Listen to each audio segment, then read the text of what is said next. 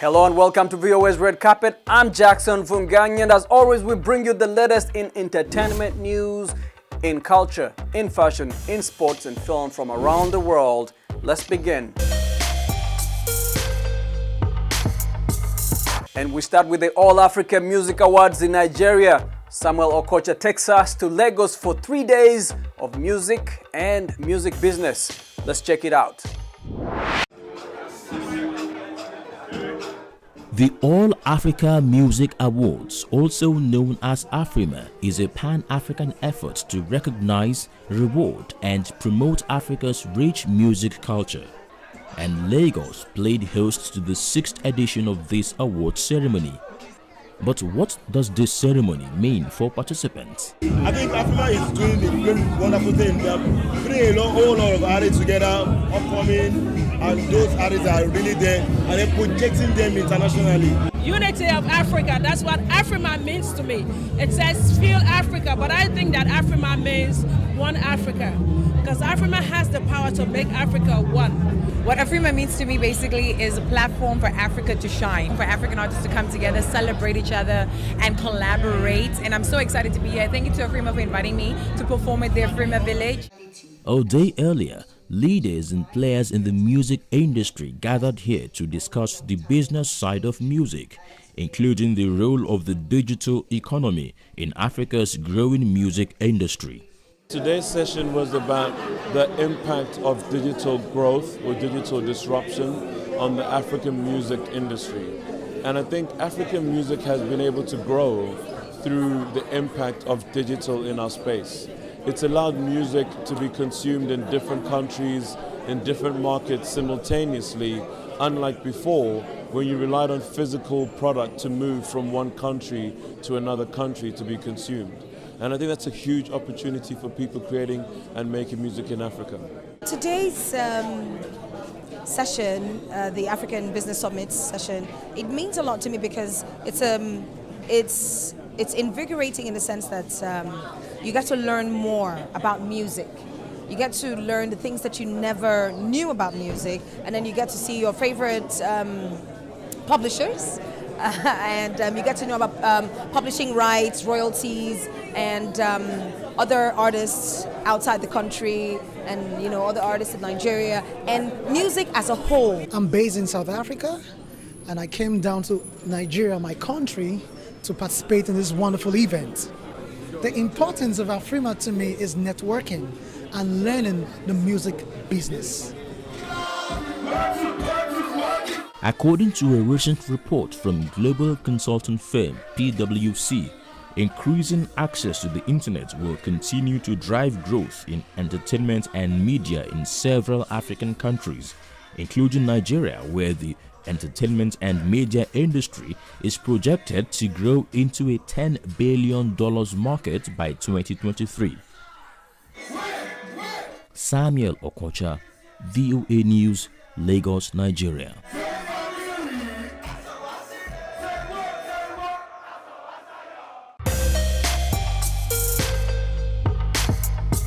And now to the US for the American Music Awards, where winners Billie Eilish, Camila Cabello and Carrie Underwood proudly posed backstage holding their heavy glass trophies. New artist Lil Nas X won Favorite Song in the rap category with Billy Ray Cyrus for their smash hit Old Town Road. But his first American Music Awards wasn't the only thing that he was celebrating. Lil Nas X has been nominated for 6 Grammys. And at only 20 years old, he is up for 3 of the top 4 categories. It's beyond amazing. It was the biggest shock of the year so far.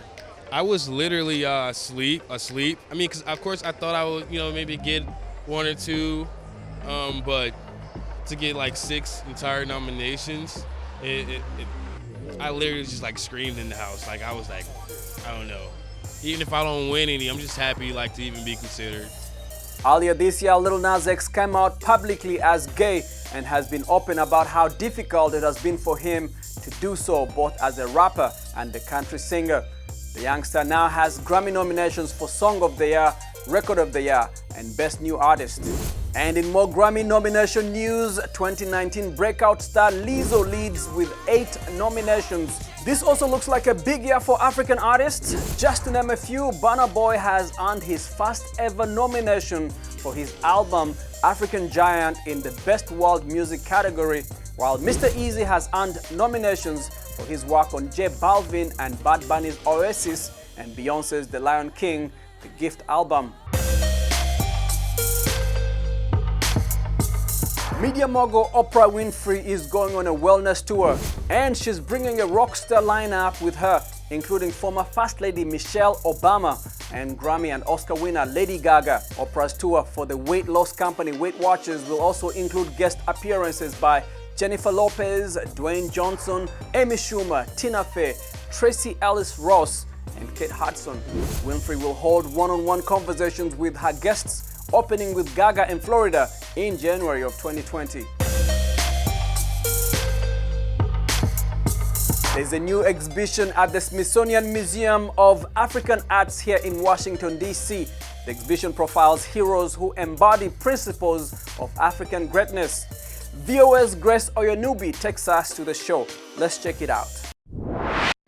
These forgotten histories cut across mid-century liberation independence struggle in Africa, telling stories of key heroic principles and people in Africa's arts and history, including former South African President Nelson Mandela, former Ghanaian President Kwame Nkrumah, celebrated author Chimamanda Adichie, renowned South African singer Miriam Makeba, and several others that might not be known internationally.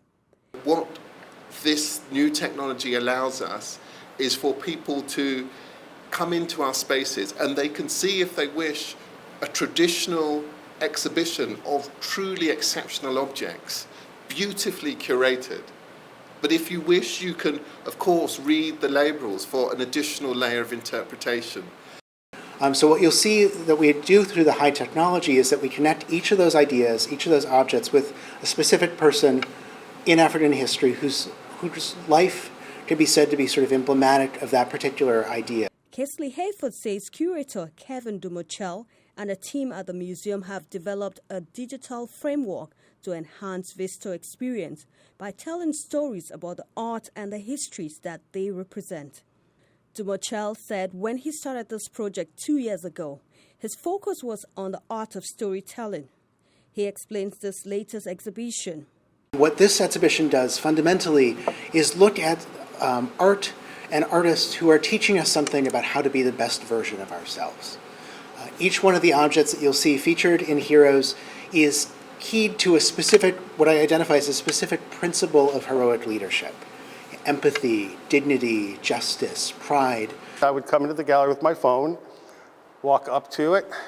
After I say read, hold my phone up and you'll see this automatically appears.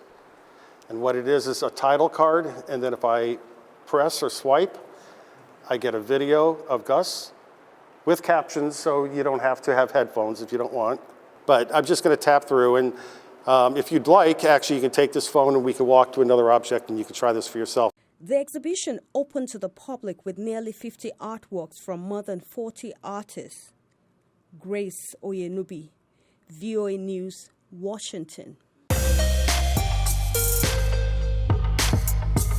Now, while he no longer holds the title of sexiest man alive, British actor Idris Elba seems to be doing just fine, joining the cast of Netflix's all-black western, The Harder They Fall. The film tells the story of an outlaw, played by Jonathan Majors, who seeks to avenge his parents' death by pursuing their murderer, who is played by Idris Elba.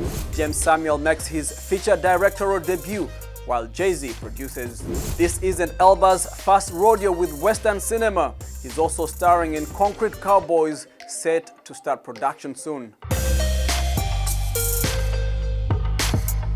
Tyler Perry's massive new film studio in Atlanta produces its Netflix film feature debut with A Fall from Grace. The movie stars Christoph Fox, Felicia Rashad, Brescia Webb, Cicely Tyson, the legendary Cicely Tyson, and Mr. Perry himself. And the film will be centered around a divorced woman who feels restored by a new romance, but secrets soon start to erode her short-lived joy. That is according to Netflix's strong black lead Twitter account. Look out for the film in January of 2020. And in sport news, congrats are in order for Simone Biles, who has been named Olympic Female Athlete of the Year by Team USA. She's the most decorated gymnast in the World Championship history with 25 medals total, which makes perfect sense. The Team USA Twitter account posted synonymous with making history, synonymous with amazing us all every time she competes. Give it up for the 2019 Female Olympic Athlete of the Year at Simone Biles. And while she's celebrating this achievement, the star athlete is troubled after a recent Wall Street Journal report claims that USA Gymnastics never investigated or asked if she had been abused by team doctor Larry Nassar, who is now in prison for multiple sex crimes. Biles was among the first to raise alarm about Nassar's wrongdoing. She tweeted, quote, "The pain is real and doesn't just go away, especially with the new facts are still coming out."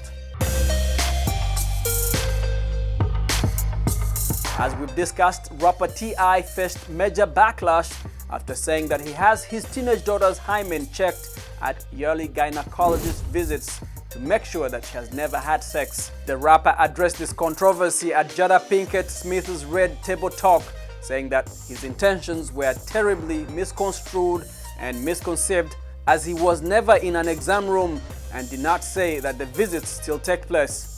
But he did apologize to his daughter for speaking about the matter.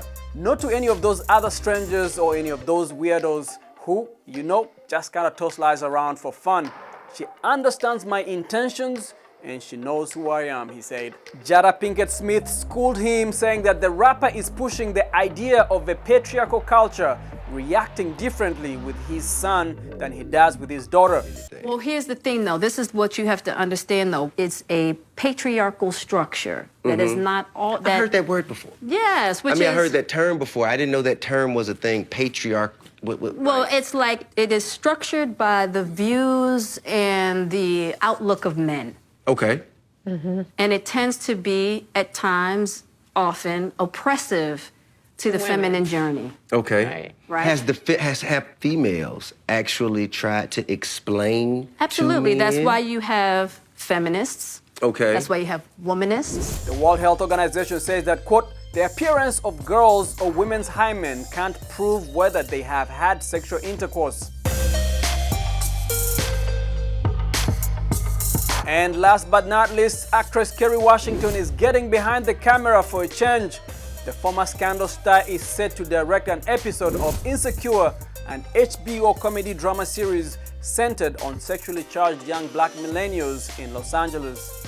Kerry Washington announced the news on social media in a video talking to herself in a mirror, similar to what Issa Rae's character does on the show. "Here we go. I'm about to direct Insecure on HBO. It's not Scandal. I'm about to handle it because this cast is fire and the show is mine," she says. And guess who makes an appearance? Issa Rae herself. Check out the video. "You are the next director of Insecure." Which episode? Oh, 9? I mean, that's what I do. Glasses? No glasses.